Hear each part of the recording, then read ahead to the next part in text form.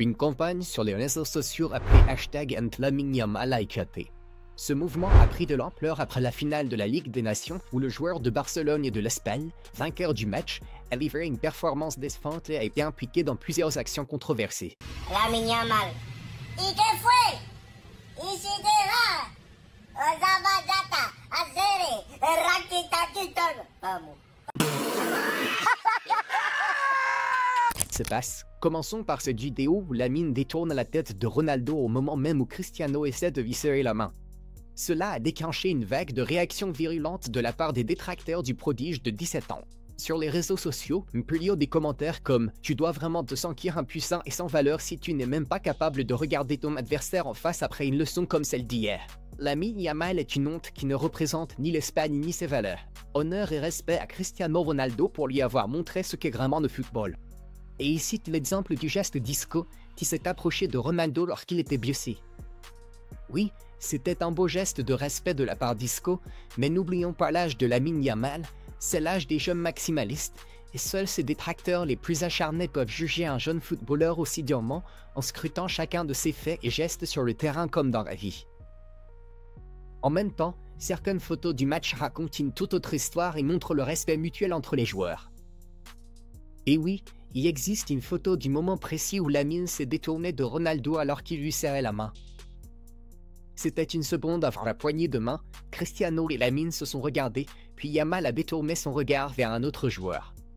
Peut-être que le vrai problème ici, c'est l'attitude de certains fans et blogueurs envers Lamine Yamal et le fait qu'il s'agissait de Cristiano Ronaldo.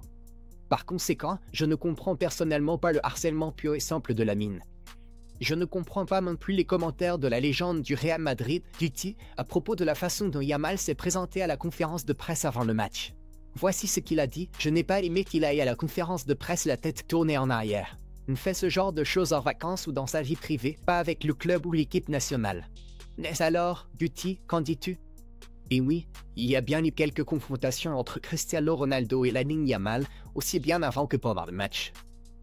Certaines personnes n'ont pas apprécié la parodie de la célébration de Ronaldo par Lamine avant le match, tandis que d'autres ont vraiment aimé ce geste de Ronaldo envers Yamal. Et j'ai une question logique, quelle est la différence ici? Est-ce qu'un Ronaldo de 40 ans a vraiment décidé de se lancer dans une bataille avec un adolescent de 17 ans? Ce n'est pas très classe de la part de Cristiano. Ou est-ce simplement une histoire exagérée? Après le match, Cristiano a déclaré ceci: « Il va gagner beaucoup de titres, aussi bien collectifs qu'individuels. Il n'a que 17 ans. Je le répète, c'est un gamin qui a encore beaucoup de marge de progression. C'est un phénomène, mais il faut le laisser tranquille. C'est tout ce que je demande. Il a une très longue carrière devant lui et il gagnera sûrement la Ligue des Nations de nombreuses fois. Que du respect, et c'est tout. » Et c'est ainsi que cela devrait être. La campagne contre Lamine est honteuse. Oui, il a commis des erreurs sous le coup de l'émotion, mais il reste un adolescent. Respectons tous les joueurs.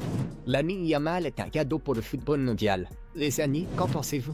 N'hésitez pas à commenter et à vous abonner à la chaîne, ce que Football Mestegina. À très vite.